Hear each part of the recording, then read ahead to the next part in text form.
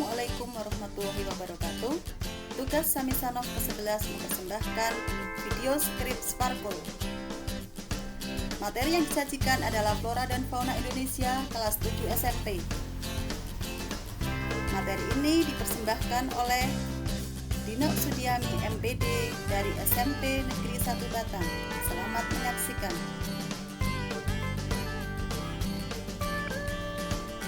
Yang pertama, persebaran flora di Indonesia.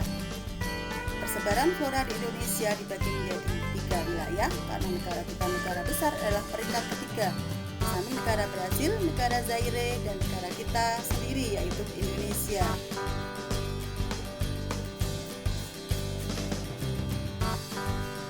Faktor apa yang mendorong atau mendukung persebaran flora di Indonesia? Yang pertama adalah tanahnya subur. Kemudian yang kedua adalah Indonesia beriklim tropis. Yang ketiga, sinar matahari ada sepanjang tahun.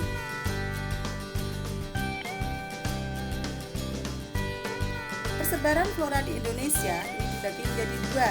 Yang pertama adalah Indo-Malayan, meliputi wilayah Sumatera, Kalimantan, Jawa, dan Bali. Kemudian Indo-Australian, meliputi wilayah Sulawesi, Nusa Tenggara, Maluku, dan Papua. Sebagai contoh di sini ada pohon rotan,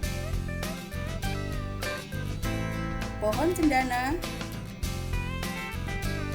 ini berasal dari Indo-Malayan. Kemudian pohon kayu putih, pohon sagu, ini dari Indo-Australian. Contoh yang lain adalah flora khas Indonesia. Seperti apa? Misalnya, yang pertama adalah bunga kantil. Bunga kantil, bunga adalah khas dari Jawa. Dan yang kedua ada bunga rafflesia, ini berasal dari Sumatera. Yang ketiga adalah bunga anggrek hitam, berasal dari Papua. Selain flora, juga ada fauna di Indonesia. Fauna di Indonesia dibagi menjadi 3 wilayah, yaitu wilayah Indonesia bagian barat, wilayah Indonesia bagian tengah, dan wilayah Indonesia bagian timur. Pembagian tersebut berdasarkan seorang tokoh yang bernama Alfred Russel Wallace. Alfred Russel Wallace ini adalah seorang penjelajah dan ahli ilmu alam, geografi, antropologi, dan biologi yang membagi fauna Indonesia dengan garis Wallace. Kita lihat contoh flora fauna di Indonesia sebagai berikut. Fauna Indonesia dibagi menjadi 3. Yang pertama adalah bagian barat, bercirikan mamalia besar. Fauna ini disebut sebagai fauna asiatis. Kemudian yang kedua, fauna bagian tengah disebut dengan fauna peralihan. Contohnya misalnya adalah anoa, seperti kerbau.